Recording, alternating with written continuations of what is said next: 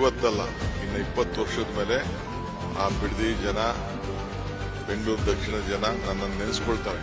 ಏನ್ ರೈತರು ಎರಡೆರಡು ಹೊಡಿಬೋದು ಅಷ್ಟೇ ತಾನೆ, ಮತ್ತೆ ನಾವು ಕಲ್ಲೋ ಪಲ್ಲೋ ಎಸಿಬೋದು, ಕಾಲ ಅದಕ್ಕೆಲ್ಲ ಎದುರ್ಕೊಳಕ್ಕಾಗ್ತದ?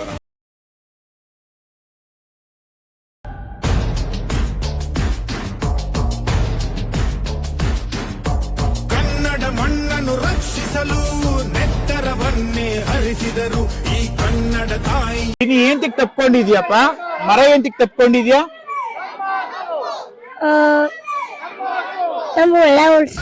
ಹೊಲ ಉಳ್ಸಕ್ಕೆ. ಏನ್ ಹೊಲ ಕೊಡ್ತೀಯ ನೀನು? ಗೌರ್ಮೆಂಟ್ ಕೇಳ್ತೈತಲ್ಲ, ಕೊಡಲ್ವಾ? ಅದಕ್ಕೋಸ್ಕರ ಬಂದಿದ್ಯಾ? ಮರ ಅಂದ್ರೆ ನಿಂಗೆ ಇಷ್ಟನಾ? ಎಷ್ಟಿಷ್ಟ? ಅಷ್ಟಿಷ್ಟನಾ? ಯಾವ್ದೇ ಕಾರಣಕ್ಕೂ ಅವ್ನು ಬಂದು ನಮ್ಗೆ ಏನೇ ಮಾಡಿದ್ರೆ ನಾವು ಭೂಮಿ ಬಿಟ್ಕೊಳಲ್ಲ. ವಿದ್ಯೆ ಹೇಳೋದು. ಅವ್ನು ಇವತ್ತು ಭೂಮಿ ಇಸ್ಕೊಬಿಟ್ಟು ನಮ್ಗೆ ದುಡ್ಡು ಕೊಟ್ಬಿಡ್ತಾನೆ. ಇವತ್ತು ಇರ್ತದೆ ದುಡ್ಡು, ನಾಳೆ ಕೊಯ್ತದೆ. ಒಂದೊಂದೇ ನೋಟೆ ಹಾಕೊಂಡು ಒಂದೊಂದು ದಿವಸ ಖಾಲಿ ಆಗೈತೆ ಅಂದ್ರೆ ನಾಳಿಕೆ ಏನ್ ಮಾಡ್ತೀರಾ ನೀವು? ಏನ್ ಮಾಡ್ತೀರಾ ನಾಳಿಕೆ? ಅದಕ್ಕೆ ನಾವು ಕೊಡೋದಿಲ್ಲ.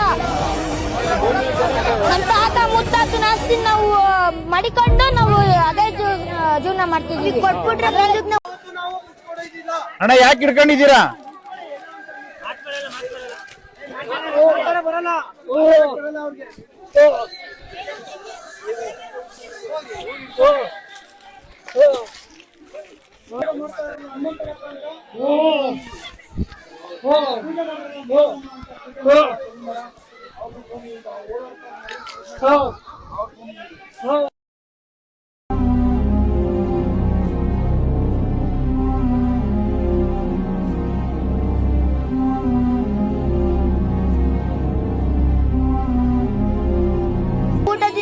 ಭೂಮಿ ಇರಲ್ಲ, ಕಾಸಿರಲ್ಲ.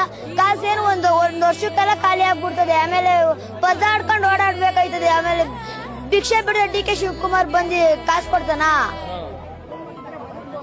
ಅವ್ನ್ ಬಂದ್ಬಿಟ್ರು ಅಂತ ನಾವು ಭೂಮಿನೂ ಕೊಡಲ್ಲ, ಬೇಕಾದ್ರೆ ಜೀವ ಕೊಟ್ಬಿಡ್ತೀವಿ. ನೇಗಿಲ ಹಿಡಿದ ಹೊಲದಳು ಹಾಡುತ್ತ ಉಳ್ಳುವ ಯೋಗಿಯ ನೋಡಲ್ಲಿ.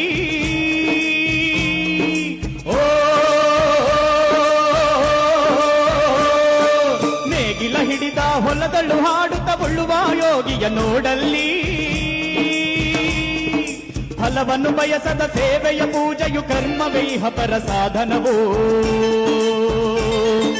ಕಷ್ಟದೊಳನ್ನವ ದುಡಿವನೆ ತ್ಯಾಗಿ, ಸೃಷ್ಟಿ ನಿಯಮದೊಳಗವನೇ ಹೋಗಿ.